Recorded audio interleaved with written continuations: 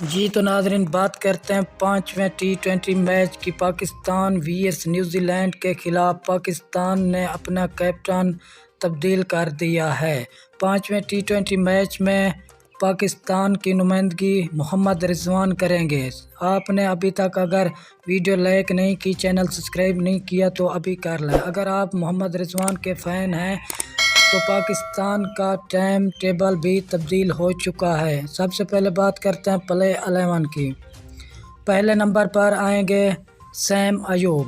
Number 2 کی بات کریں تو محمد رضوان۔ نمبر 3 پر ہیں بابر اعظم۔ نمبر 4 پر ہیں فخر زمان۔ نمبر 5 پر ہیں افتخار احمد۔ نمبر 6 حسیب اللہ۔ نمبر 7 پر ہیں عامر جمال کی واپسی ہے۔